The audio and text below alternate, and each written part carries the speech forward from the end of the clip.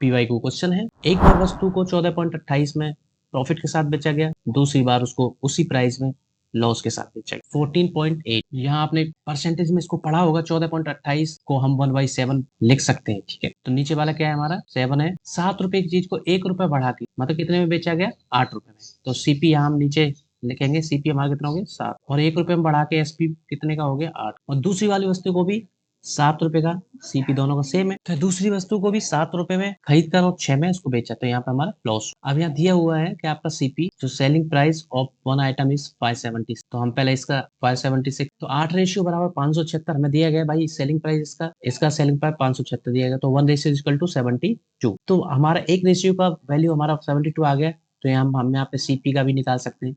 तो CP 7/7 into 72 हमारा value, नया वैल्यू कितना आ जाएगा।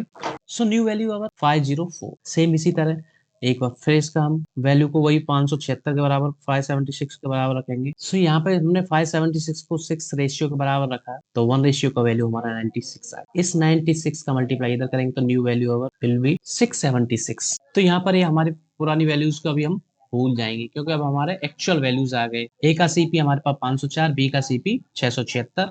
यहाँ पे हमने पीछे पूरा किया था सॉल्व उस तरीके से, और दोनों का एसपी हमारा बताया गया 506, ठीक है सेम।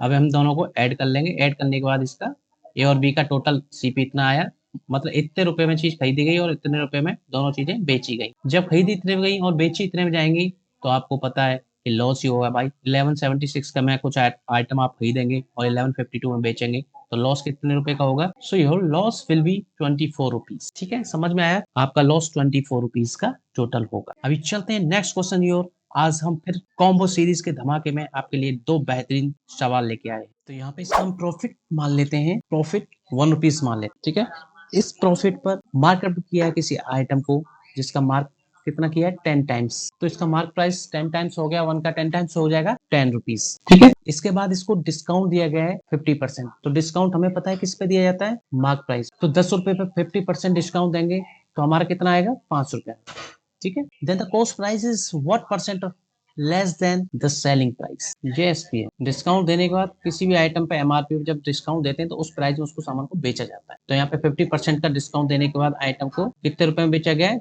200 रुपए के आइटम को 50% डिस्काउंट देने के बाद 5 रुपए उसको बेच, तो हमारे पास एसपी आ गया। अब आपको पता है सीपी निकालने के लिए एसपी माइनस प्रॉफिट, ठीक है। मतलब जितने रुपए में आपको सामान को बेचा है, जितने का उस पर प्रॉफिट हुआ है, तो आपका सीपी निकल आएगा, ठीक है। एसपी आपको पता है मैंने 5 रुपए के सामान को बेचा है और इस 5 रुपए के सामान पर मुझे प्रॉफिट कितना हुआ है 1 रुपए। तो मतलब सीपी हमारा पता ही है डिक्लेयर्ड हो गया यहाँ पे 4। यहाँ पे नंबर से हमें कुछ नहीं लेना है, हमें परसेंटेज निकालना है, ठीक है। परसेंटेज के लिए हम कोई भी नंबर मान सकते हैं, आप कुछ भी नंबर मान लीजिए, ठीक है। तो अभी पूछा है cost price is what percent less than the selling price. Cost price कितना कम है, यहाँ देखिए 5 से 4 कितना कम है 1, ठीक है 1 कम है। अब यहाँ पे तुलना की गई है, सीपी को नहीं रखना है अभी, ठीक है। तुलना की गई एसपी से, मतलब एसपी से कितना कम है ये पूछा गया है। तो एसपी हमारा कितना है 5, और इसको परसेंटेज में कन्वर्ट करने के लिए मल्टीप्लाई बाय 100, और 5 से 100 को हम काटेंगे 20 time. So your answer will be 20%। Answer D will be your correct answer. So अगर आपको हमारा वीडियो अच्छा लगे तो लाइक एंड सब्सक्राइब करना जरूर ना भूलें। वीडियोस बनाने हैं, फिल्मोरा है ना।